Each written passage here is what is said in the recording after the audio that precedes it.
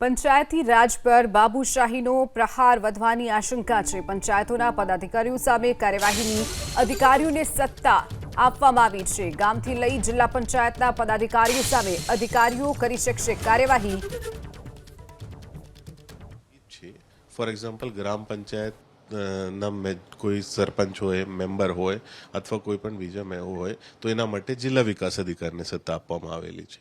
એના વિરુદ્ધ જે જિલ્લા વિકાસ અધિકારીને કોઈ ઓર્ડર હોય એ ચેલેન્જ કરવા હોય તો અમારા અધિક વિકાસ કમિશનરને આપવામાં આવેલી છે।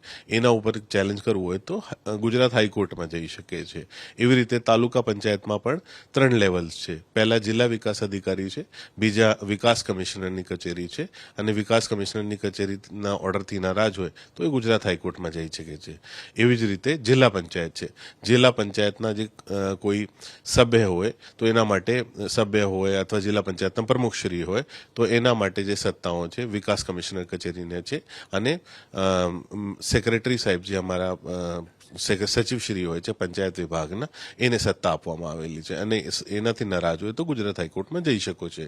જે ઓલરેડી મોજૂદ છે જીઆર એને જ બસ અમે સ્ટ્રેન્થન અને સ્ટ્રીમલાઇન કર્યું છે અને સ્પેસિફાઈ કર્યું છે। સર, ગેઝેટની અંદર એવું પણ લખવામાં આવ્યું છે કે જો કોઈ લેખિત ફરિયાદ નથી મળતી પણ કોઈ વિશ્વસનીય સૂત્ર જો મૌખિક ફરિયાદ કરે છે તો પણ સુઓ મોટો કરી અને એની ચકાસણી થઈ શકે છે। જે ગેઝેટમાં નોટિફાઈ થયા છે, જે ગેઝેટમાં ઉલ્લેખ થયા છે એ પ્રમાણે કાર્યવાહી થશે। સાહેબ, એમાં કોઈ ટાઈમ લિમિટ ખરી કે ફરિયાદ મળ્યાને આટલા દિવસમાં ચકાસણી કરવી, આટલા દિવસમાં નિર્ણય લેવો? જે ગેઝેટમાં તમે જોઈ શકો છો, ગેઝેટમાં પૂરે તકેદારીથી એક વસ્તુ ઉલ્લેખ કરી છે એ છે। સર, છેલ્લો સવાલ, આ નિયમો બનાવવા પાછળનું કારણ આપે કહ્યું કે પીઆઈએલ થઈ હતી, શું આવી ફરિયાદો વધી હતી એના કારણે આ જરૂર પડી?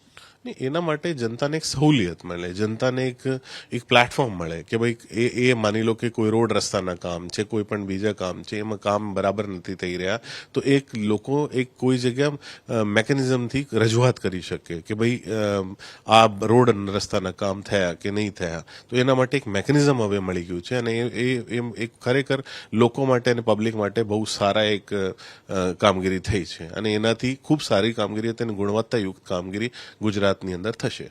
ખૂબ ખૂબ આભાર સર વાત કરવા માટે। તો ગૌરવ દહિયા જે અધિક વિકાસ કમિશનર છે તેમણે સ્પષ્ટ કર્યું છે કે આ નિયમો બન્યા છે, નિયમની અમલવારી થશે। સૌથી મોટી વાત કે પંચાયતી રાજની અંદર જે ચૂંટાયેલા સભ્યો છે, માનો કે એ પણ જો ભ્રષ્ટાચાર કરે છે તો એની સામે હવે કડક કાર્યવાહી થશે અને આ દિશામાં સરકાર આગળ વધી રહી છે એ નિશ્ચિત છે।